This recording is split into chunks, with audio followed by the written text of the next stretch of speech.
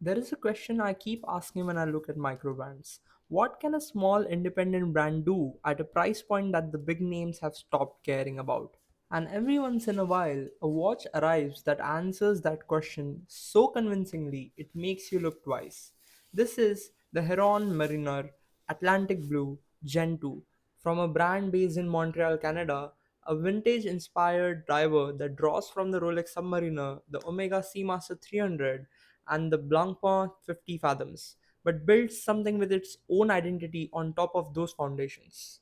The box doubles as a travel case, which is a nice touch from the brand. Inside the box, apart from the watch, is the warranty card and the tool inside this pouch, which is used to adjust the bracelet by removing the links since the links are screwed. Now, let's talk about the watch. The first thing that hits you is the dial.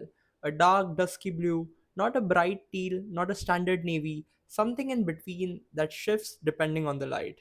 Let me take you through why this watch is worth paying attention to. Let's start by talking about the dial itself, especially the 12 o'clock hour marker, because this is the detail that makes the Marinor different from every other vintage inspired diver at this price.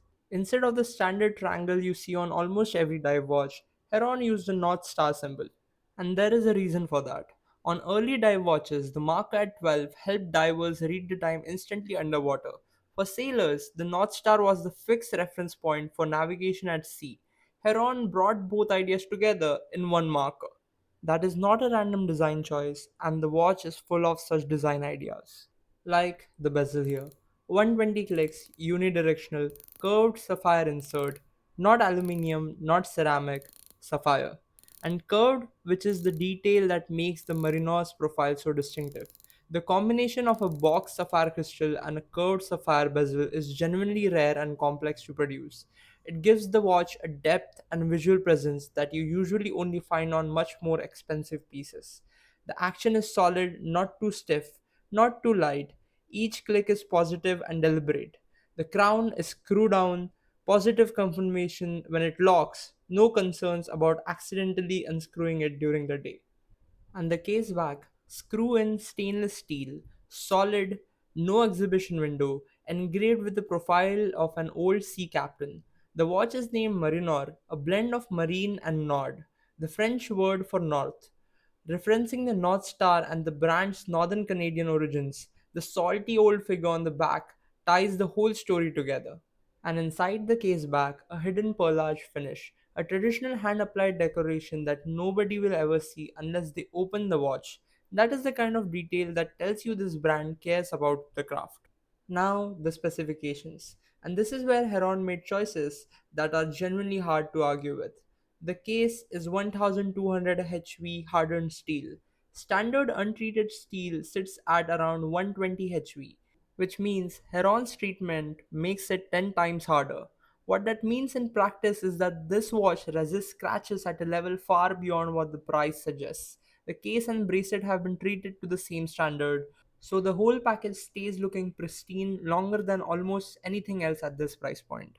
The crystal is a boxed, double domed sapphire with anti reflective coating. The effect is that it looks like the vintage acrylic crystals that inspired it, that deep, curved visual presence, but with the scratch resistance of modern sapphire. And the bracelet, three links stainless steel tapering from 20 mm to 16 mm, quick release for tool free strap changes, and a push and glide micro adjustment system, no tools needed. It has precise sizing on the fly. This is the detail that impressed me the most. At this price point, having a genuinely refined micro adjustment clasp is not something you take for granted. Inside is the Muta 9039, a no-date automatic, the cleaner version of the 9015 that most enthusiasts will recognize. 28,800 vibrations per hour, 42 hours of power reserve, accuracy stated at -10 to +30 seconds per day, which is wide on paper but in real world consistently performs significantly better than the rated spec. It's time to measure the watch. Heron lists this at 39 mm diameter, 12.2 mm thickness, and 46 mm lug to lug. Let me verify that. The case diameter seems to be the correct dimension given, and now the lug to lug length. Again, it is around 46 millimeters, and finally, the case thickness. That is somewhere around 12.8, which is bit thicker than what it is listed as. And finally, my favorite metric, which is the lug width, which determines how many straps can I put on this watch. It is 20 millimeters, which means I can use most of the straps I have with this. Now it's time to look at the metric which makes it the perfect diver watch. The Lume. Super-LumiNova BGW9 on the hour markers, the hands, the seconds hand tip, and the bezel track. The dial loom is excellent, strong charge and long hold. In a dark room, the Marinor is immediately and completely readable. Now, the honest part. The bezel loom, on camera it looks great, but to the naked eye in real life it is almost invisible, and it fades significantly faster than the dial. This is a confirmed issue flagged by multiple reviewers independently, not just my observation. It does not make the watch unwearable, but if you're buying a dive watch specifically for the bezel loom functionality, it is worth knowing. Let's see how the watch looks on my 16.3 cm wrist. The quick release bracelet goes on without any tools. The micro adjustment clasp gives me exactly the fit I want in seconds. The hardened steel case and bracelet sit together seamlessly. The Atlantic blue dial shifts in natural light. In direct sun, it picks up warmth, and in shade, it deepens. The final verdict. This watch does things at a price point that brands charging twice as much are not bothering to do.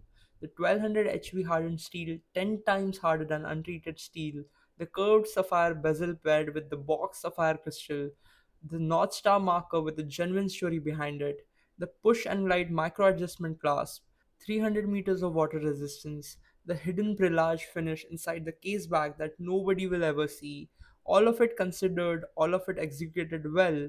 The bezel loom is the only downside. It looks better on camera than it does in real life.